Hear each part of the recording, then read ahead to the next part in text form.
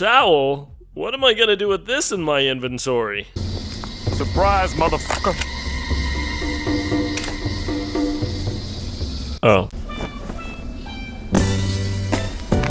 This is without a doubt the most polarizing PlayStation game I've ever played. Fear Effect takes the classic Resident Evil approach to its gameplay by giving you fixed camera angles in front of pre-rendered, or in this case looping video, backgrounds for you to navigate in. You might mistake this game for Resident Evil at first glance because the tank controls in this game are almost identical. You move around like a stiff board and the gun combat comes down to sheer luck of aiming right in the general direction. Alright, I'd say that this is the most polarizing game that I've played because I've never hated playing a game that I like this much.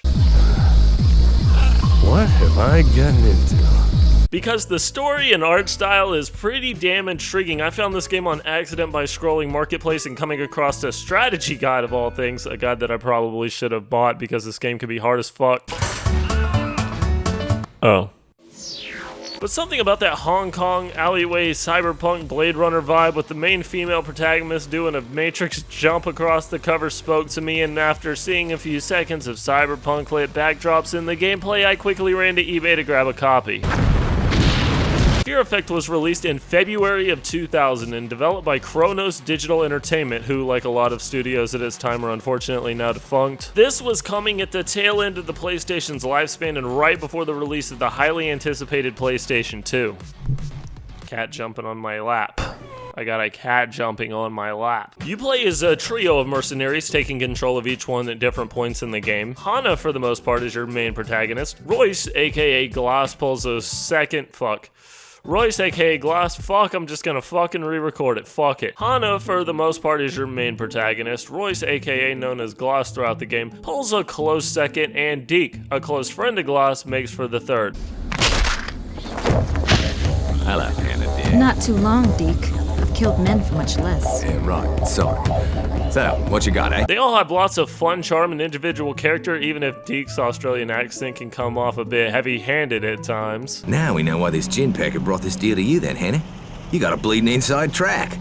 Looks like our odds of getting paid just got better, eh? Oh yeah, I'm short. I'm Australian, that's what. Oh fuck. I don't like the look of this. This is not enough. You should have seen the time I was wrangling them snakes while I was drinking a delicious V8. Nothing like a good V8 to quench my thirst when I'm feeling like I need some vegetables, yeah. The kicker is that all of the main characters are kind of asshole anti-heroes because you take on the job of rescuing the runaway daughter, Wei Ming, of a powerful Chinese businessman, and by rescue I mean kidnap. You're kidnapping the daughter for ransom. Really classy. If we reach his little runaway first, Lane will pay us handsomely to get her back. Of course, he'll want us dead as well. So, Hana, we're getting a lot of money off of this deal, right? Because we're kidnapping that bitch. Glass, you and I both know what happens to girls on the streets out here. That's why we gotta catch her now. But yeah, we're doing it for the fucking money, baby. Shit. That's right, love. We're gonna make a lot of money off of this, and just like I made a lot of money back home when I was betting on the kangaroo fights. You also weren't hired to take on this job, so naturally things are off to a pretty, let's say, hectic start. Oh, shit. The gameplay starts a bit like an action-adventure game. You drop in by a helicopter and have to infiltrate a building, perfect Dark style. This is when you're introduced to the game's Blade Runner-esque Neo Hong Kong environment, which looks gorgeous. Fear Effect's 3D models have a shell-shaded shell shading. Fear Effect's 3D models have a cell-shaded appearance to them, which looks really good and has aged quite well, all things considered. The main visual difference between this and a Resident Evil title is that instead of using static pre-rendered backgrounds, Fear Effect takes another approach to it. They use animated video that's streaming in real time off the disc. Unsurprisingly, they had to make use of 4 different discs to fit all of the content and preloaded video stuff into this game. A neat addition to detail is that whenever you die, you get a new death screen that relates to the area that you're in, which I thought was pretty neat. The downside of this is that you can clearly see where the loop ends and restarts, which is pretty immersion breaking. Also, like any game's pre-rendered backgrounds from this era, playing it on a modern TV can be a bit challenging. It's really easy to make out the compression artifacts and low resolution rendering in the image. It also just makes navigating the level a bit difficult because it can be hard to judge scale and depth. I don't like the look of this. In emulation, we can fix some of these problems by rendering the 3D models at a higher resolution, but when all of the backgrounds in the game are pretty much a low resolution texture or video, you're just stuck with the 3D models upscaling over a blurry background.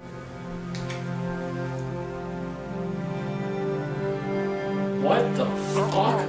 I can barely see him right now. This is most notable in the FMV boss battles. The game wants you to feel like you're fighting an enemy, but it's obviously just a background and not a physical 3D object like every normal enemy in the game. Most obviously made by the compression artifacts, lower frame rate on the animation, and the skips between the animation looping make it most apparent.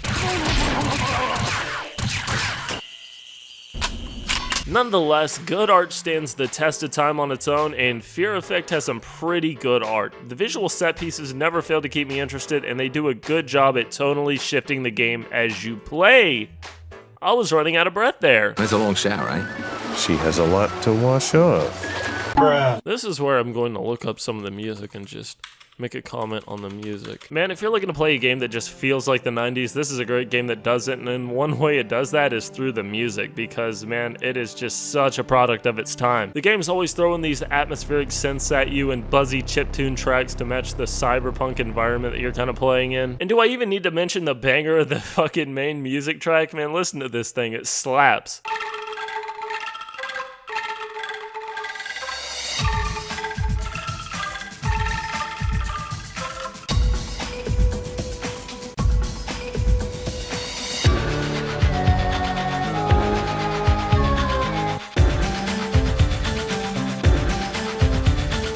Fear Effect starts out like an action-adventure game, having you take out the armed soldiers in your attempts to track down the Goro. You can sneak and take them out with a single blow, or just go in guns blazing and rush your way through. You have a crosshair indicator on your screen that lets you know where you're aiming at the enemy, and trust me, this is going to be invaluable to your success from a level. Remember that this isn't like a modern shooter where you can physically aim directly at an enemy. In Fear Effect, you just kind of suggest the direction where the bullet should go by looking in that general direction. Really?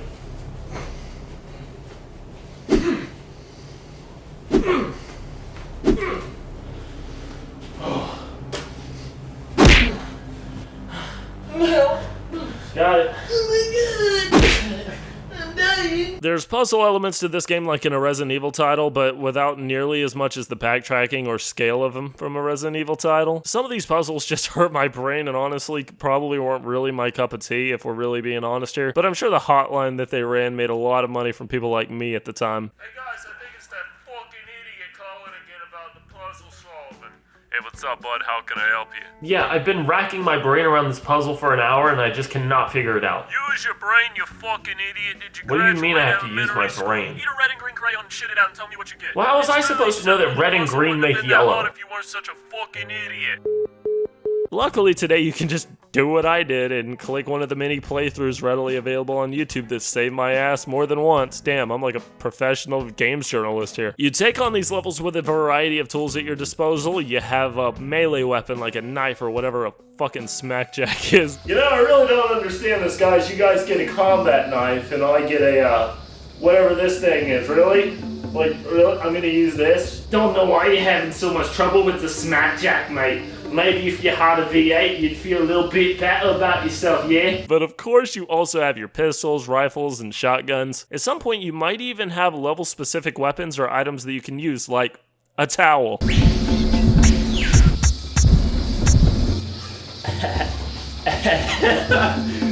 Oh, what am I doing with my life? The interesting thing is that you can pick up two of a weapon and choose to either dual wield them or shoot them solo at any times because, you know, it's cyberpunk game in the 90s and dual wielding is cool. So, because like The Matrix, you know that movie? That was pretty sick. If you're used to Resident Evil titles of this era, you'll probably be surprised when it comes to inventory management. In Resident Evil, they give you a clever menu that pauses the game and lets you easily manage your inventory. No frustration. Well, In Fear Effect, they take a more, let's say, cinematic approach. You can easily access your inventory to change items or equip a keycard whenever you want during the gameplay. This always keeps the tension going, but also fucks you over more times than it helps. If you want to do something like reload your weapon, you have to press the inventory button to bring up the gun, and then you have to press the action button to reload it. I found myself constantly fumbling this by doing things like scrolling too much or having the game register my action button, or actually not register my action input button, or just trying to swap weapons, just to die from it taking too long. If you go into a combat situation, you better have what you need equipped because you won't have much luck changing it in battle, trust me, it does not really work. Shit. Hold on 1 second. I don't need a phone. Not a phone right now. Oh, not a towel. Gun? I gotta reload, hold on. Alright. Oh. Now I'm dead. Speaking of battle, my god, this is where the game gets really frustrating. You can tell it gets really frustrating because this is where I'm getting really loud with the script. This game has the most inconsistent difficulty curve that I've ever experienced. They do a good job at introducing a cool cutscene or gameplay element, just to ruin it by having you repeat it over and over to beat it. It's like running up a flight of stairs to get home and realizing you left the key to your apartment in the car. No, actually, it's like getting up that flight of stairs and then being Spartan kicked off the fucking balcony. It's like getting locked in a sauna for 12 hours with the only one thing to drink being vodka. It's like beating off in prison. It's like, alright, sounds like a piece of cake. Fuck, what just happened? You might breeze your way through most of a level when all of a sudden the game just decides to put you in a room that instantly kills you for missing a split-second decision. Huh?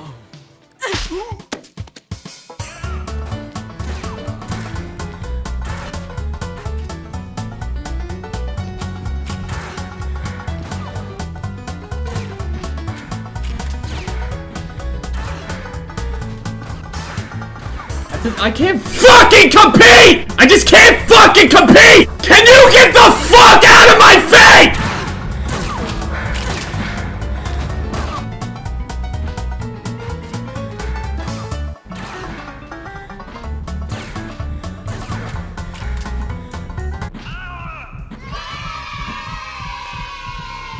The gameplay manual also mentions this like it's some kind of a feature.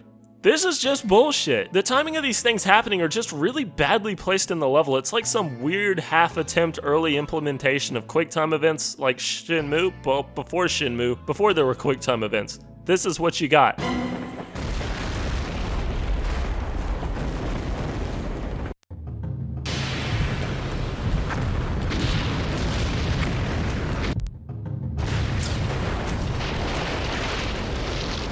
But I'm sure somebody in this video is already angrily typing in the comments about how this feature was great and I'm a fucking idiot, so that's really cool. Fear Effect has specific save points, so it might have you save before clearing a few rooms or doing a puzzle, and then it will put you in a room that inevitably kills you because you have to play it 20 times to learn how to actually progress it. Couple this with the painfully long loading screen that you get after every single death, and you have a recipe for a 30-year gameplay being dying, repeating a segment, and loading time.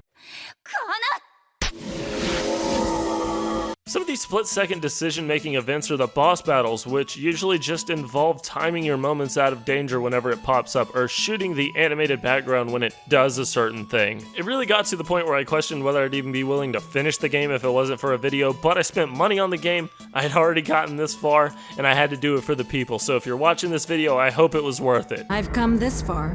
Might as well get my money's worth. So yeah, the saving is done by getting to a certain spot, hearing a ring on your phone, and then selecting the cellular phone from your menu. You know, that bleeding edge technology that seems to work even in hell, because that's a place you end up in the game, and you still use a cell phone for some reason.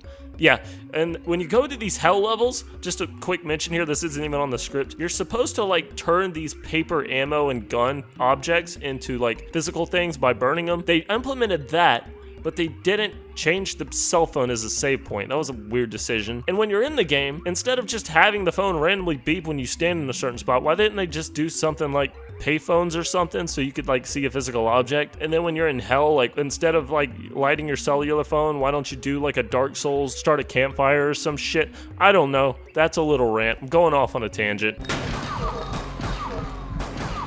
Fear Effect starts off like an action-adventure, but slowly evolves into survival horror as the tone shifts and things start getting weird. Help me down from here. I'll give you a discount on my finder's fee. You learn that this successful businessman actually made a deal with the devil to amass all of his wealth, and his daughter Wei Ming has special powers, those of which had been kept a secret from her for her entire life. A lot of references to Chinese folklore make an appearance in this game in ways that I had never seen before. There were some genuinely shocking moments in this game that I wasn't expecting when it came down to things like the survival of a character, or even some of the gritty elements that made me straight up uncomfortable, but in the best way. Oh, please, don't hurt me. I beg you. Please don't hurt me. I'll do anything you want. What? Please. So this was your secret, huh? It's a story that can actually end a few different ways depending on the choices you make in the final level, but if you want the quote-unquote best ending, you have to play on hard from start to finish. This actually may be something that tilts you a little bit because it's buried in the options menu and you could easily completely miss this like I did. Back in the day, you might consider this a good reason to replay the game, but I'd argue that nothing is a good reason to replay this more than once, so I just ended up watching that third ending on YouTube, like the professional games journalist video boy that I am.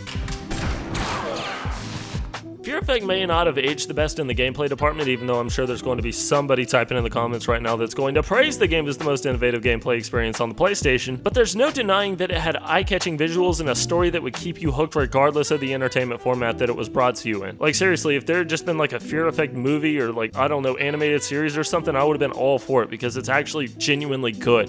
Just, it's a shame that the gameplay didn't match that so much. I'm happy that I learned about Fear Effect. It's truly a one-of-a-kind product of its time, and it's absolutely worth taking a look at, even if it made me want to pull my hair out more than once. So yeah, that's Fear Effect. Now, check out where I play the second game.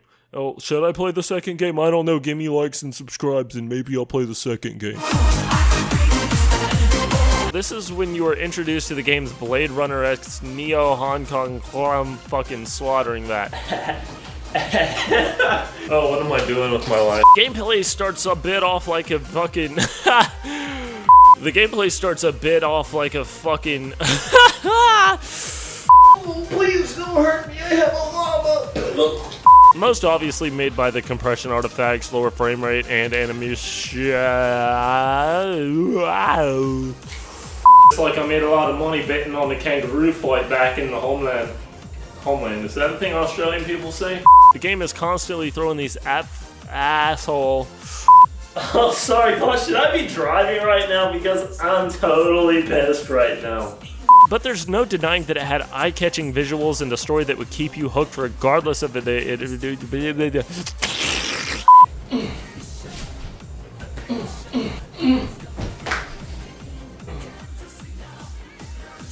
I can barely see him right now. I can barely see him right now. Come on, you short motherfucker. We got work to do.